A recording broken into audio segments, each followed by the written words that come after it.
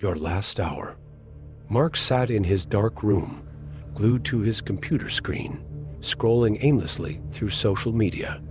The faint blue glow of the screen illuminated his tired face, and in the corner, his small dog lay curled up, occasionally shifting. It was nearing AM, and the silence was palpable.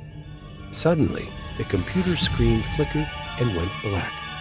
A moment later, a chilling message appeared in stark white text against the darkness.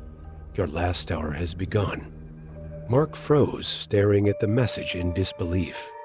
As he muttered, "This has to be a joke," his phone vibrated on the desk. Picking it up, he saw the same message glowing ominously. Your last hour has begun. A sudden chill filled the room, and the lights refused to turn on when he tried the switch. From the hallway outside, a faint whisper broke the silence. "Mark." He looked around, but he couldn't see anyone. Panic-stricken, he opened the door and peered into the darkness of the hallway. A shadow flickered. His heart raced as he peered into the dark corridor. Shadows danced at the edge of his vision, and a faint silhouette shifted in the distance. Overcome with fear, Mark quickly shut the door and turned back to his room. The countdown on his phone had begun. 59, 58 to 59, 58 to 58. Desperate, he returned to his computer, frantically typing on the keyboard. No matter what he entered, the same chilling message filled the screen. No escape. Face your fate. Panicking, Mark searched through his cluttered room for answers. In the corner, he unearthed an old wooden chest, something he hadn't seen in years. Inside, he found a worn diary and a rusty key.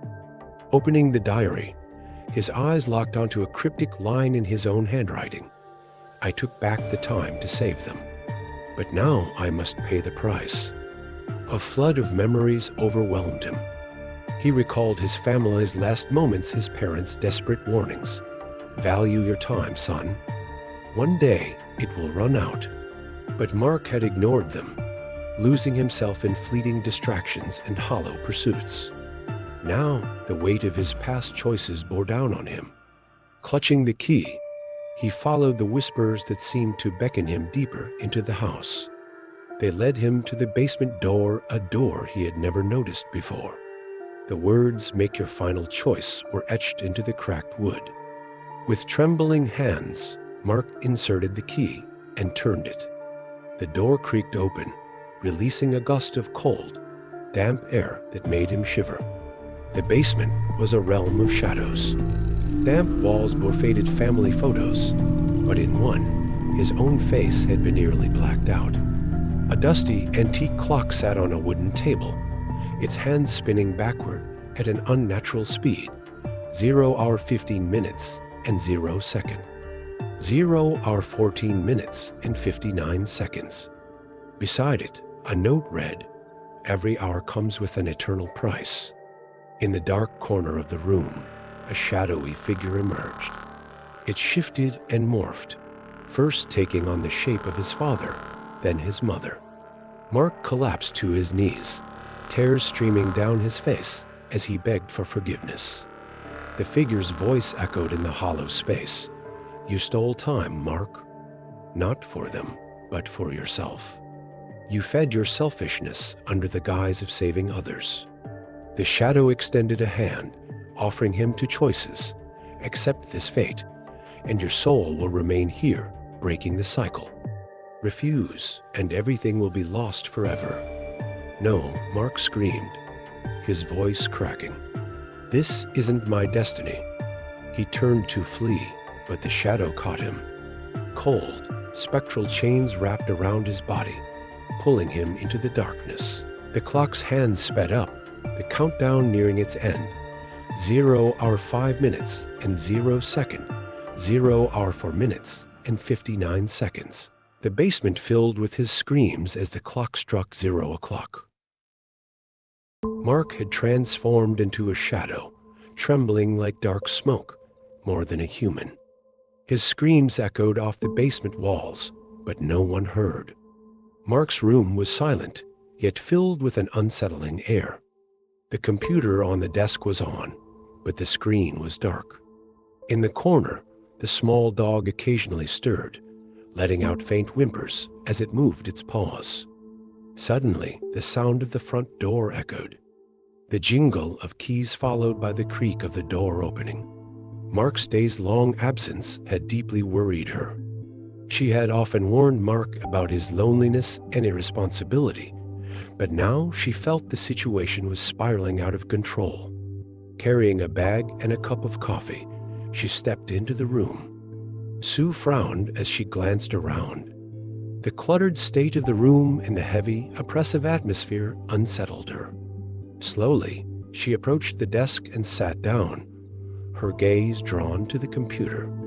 It was as though she were searching for clues about what Mark had been doing. She leaned in to inspect the screen. Suddenly, the computer screen lit up, displaying a message. "Your last hour has begun."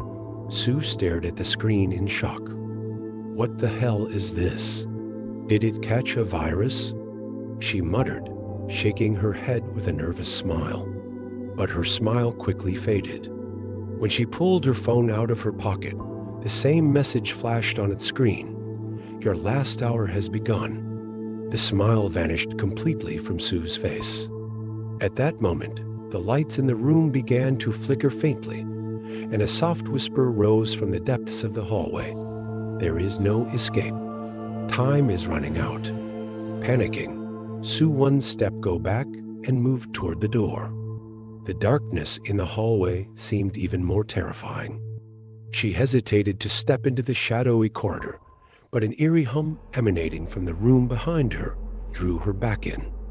When Sue opened her eyes, she found herself enveloped in intense darkness and a damp, suffocating atmosphere. On the floor in front of her sat an old, dusty clock. Its hands spun backward, 59 to 45, 59 to 44. Across the dim corner of the basement, two glowing eyes emerged. Mark's shadow, patient and ominous, was waiting. His gaze was fixed upward, locked onto his new victim. Mark's smoke-like silhouette moved slowly, almost as if it were floating. A deep, chilling voice echoed from the darkness. "The cycle has restarted. It's your turn now." Sue's terrified screams reverberated through the air. Meanwhile, the clock continued its relentless countdown. 59 to 30, 59 to 29, 59 to 28. The cycle begins again.